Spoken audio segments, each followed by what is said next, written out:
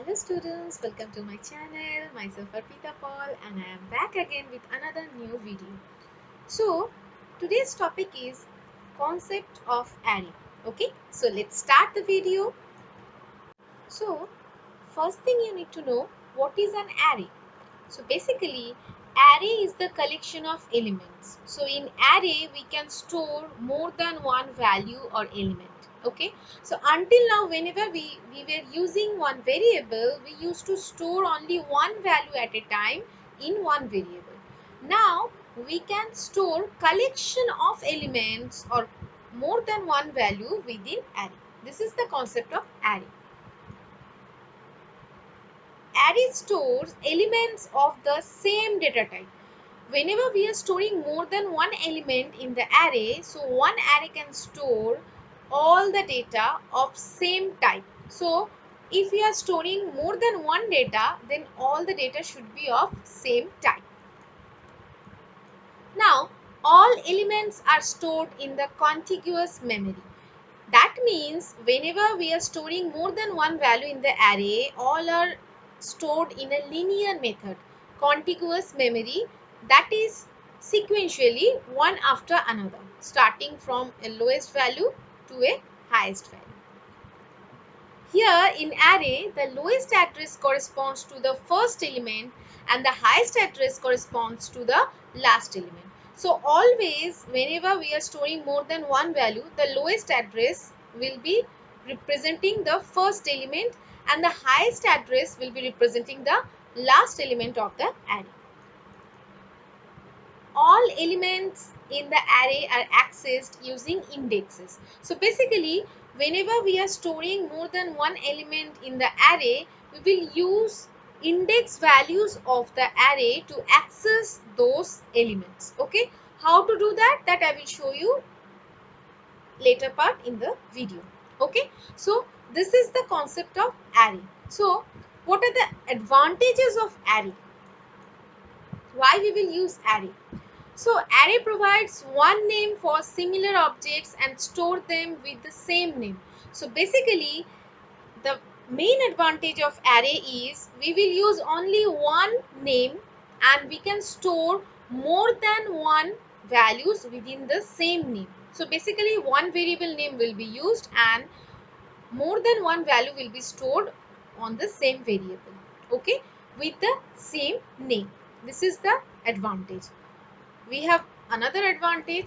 It is useful when we are working with sequences of data of the same type. When we are working with sequence of data, then array is applicable. Okay, we will apply concept of array whenever we are working with a lot of data which are in sequence. Okay, another thing, array uses reference mechanism to access memory. In case of array, I told you that we will use array indexes which are the memory location. Okay, so to access those memory location, we will use references in array. Okay, which is very helpful to use. Now you need to know what are the types of array we have. Okay, so basically we have two types of array. First one is single dimensional array and the second one is multi-dimensional array. Okay, so in multi-dimensional array also there are 2D, two-dimensional array, 3D, three-dimensional array, 4D, four-dimensional array. So in later part of the video you will learn about single dimensional array and 2D, that is two-dimensional array. Okay, so let me explain you 1D or one-dimensional array. So what is one-dimensional array? In case of 1D, it contains only one row and more than one columns. So basically here in 1D, we have only one row and more than one columns. Okay, so how it will look like? What is the structure of an 1D array? We are just assuming that this is the memory location and the structure you will see now will be constructed in memory. Okay, so this is how it will look like. You can see there is only one row and more than one column. Better to say there 5 columns are shown. Okay, now Like other variable, here also we will provide one name to store all these variables. So for that I am using here arr. This is the array name. Okay, this can be any variable. You can use any single character like a b c d, or you can use any name. This is same like naming a variable. Okay, but don't use any predefined word. Okay, so I have given here arr. Okay, you can provide any other name also. So these things 10, 5, 1, 72, 25, these are the values or data stored inside the array. Okay, these are the data which will be used in program. Okay, now you can see here arr of 0, arr of 1, arr 2, arr 3, arr 4. These are the array indexes, or better to say memory address, to access this array. You can see here there only one name is used and it is storing more than one value. So how we will distinguish each of the value?